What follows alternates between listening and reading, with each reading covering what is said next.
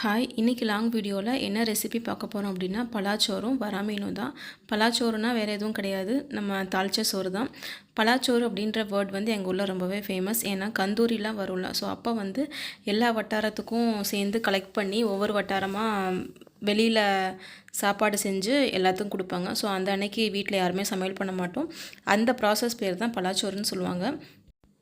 எல்லாத்துக்கும் பண்ணுறனால அவங்க தண்ணியில் பண்ணுவாங்க. இப்போ நம்ம வந்து தேங்காய் பாலில் பண்ணுறோம்.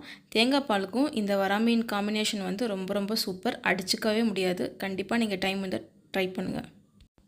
உங்களோட அரிசியோட தன்மைக்கு ஏற்ற மாதிரி தண்ணி ஊற்றிக்கோங்க. நான் இப்போ வந்து 1க்கு 1.5 ஊற்றியிருக்கேன். அப்புறம் இன்னொரு முக்கியமான டிப்ஸ் என்னென்னா, அந்த தேங்காய் பால் கொதிக்கிறதுக்கு முன்னாடியே வந்து அரிசியை உள்ளே போட்டுருங்க. அப்போ தான் வந்து அந்த ஸ்மெல் வந்து உங்களுக்கு அப்படியே இருக்கும். வராமீன் வந்து நான் இருக்கிற சைடு வந்து அவ்வளோவா கிடைக்காது, பட் கிடைச்சது எனக்கு ரொம்ப ரொம்ப ஹாப்பியாகிடுச்சு. ஸோ அதனால தான் இந்த காம்பினேஷனில் வைக்கலான்னு முடிவு பண்ணேன்.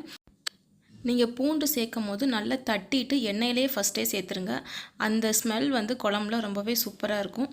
அதே மாதிரி சின்ன வெங்காயம், நல்லெண்ணெய், இது எல்லாமே வந்து மீன் குழம்புக்கு மஸ்ட், அது எல்லாத்துக்குமே தெரியும். அப்புறம் எத்தனை பேர் இந்த மாதிரி குழம்பு செஞ்சிட்ருக்கும் போதே ஸ்டார்ட் பண்ணும் போது தான் வந்து வெங்காயம் கட் பண்ணுவீங்கன்னு சொல்லிட்டு கமெண்டில் சொல்லுங்கள்.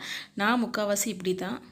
அதே மாதிரி இப்போ தான் கொஞ்சம் மணி பிளான்ட்டு பக்கத்து வீட்டில் வாங்கி வச்சுருக்கேன். ஸோ எந்த அளவுக்கு வளருதுன்னு பார்த்துட்டு உங்களுக்கும் சொல்கிறேன். நான் யூஸ் பண்ணுற எல்லாமே வந்து மஞ்சத்தூள், மிளகாத்தூள் எல்லாமே வந்து வீட்டில் செஞ்சது தான். எப்படி செஞ்சதுன்னு சொல்லிட்டு நான் கமெண்டில் பின் பண்ணுறேன். உங்களுக்கு டைம் இருந்தால் இன்ஷால்லா போய் பாருங்கள். ஸோ ஒரு பக்கம் கிரேவி ரெடி ஆகிட்டு இருக்கும் போதே இங்கே வந்து ரைஸ் ரெடி ஆயிடுச்சு. ரைஸ் ரெடியானவுடனே பாருங்கள் எவ்வளோ ஒட்டாமல் உதிரியாக வந்திருக்குன்னு சொல்லிட்டு, இதை அப்படியே வச்சிடாமல் நீங்கள் டைரெக்டாக வேறு பாத்திரத்துக்கு மாற்றிடுங்க. சரி இருக்கட்டும் அப்படின்னு விட்டிங்க அப்படின்னா ஒன்று குழஞ்சிரும், இல்லைனா வந்து கட்டி கட்டியாக பிடிக்க ஆரம்பிச்சிரும். ஸோ அது தவிர்த்துக்கிறதுக்கு நீங்கள் வேறு ஒரு பாத்திரத்தில் மாற்றிக்கோங்க.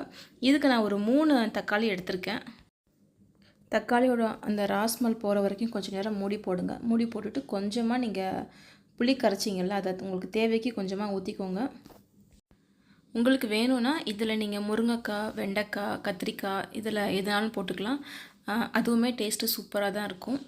இப்போ போடுற நான் மசாலா வந்து குழம்பு மசாலா தான். நம்ம வீட்டில் தனியாக போட்டு அரைச்சி வச்சுருப்போம்ல, அதுதான். உங்களுக்கு இந்த மசாலாவோட ரெசிபி வேணும் அப்படின்னா கமெண்டில் சொல்லுங்கள், நான் கண்டிப்பாக அதையும் சீக்கிரம் போடுறேன். மீன் எல்லாமே போட்டாச்சு. உங்களுக்கு தேவைப்பட்டங்கன்னா கொஞ்சமாக கட்டியாக தேங்காய் பால் எடுத்து ஊற்றுங்க, அது இன்னும் சூப்பராக இருக்கும். அதே மாதிரி மீனை போட்டோன்னா நல்லா ஹை ஸ்பீடில் கொதிக்க வைங்க ஒரு 15 மினிட்ஸ், அப்போ தான் நல்லாயிருக்கும்.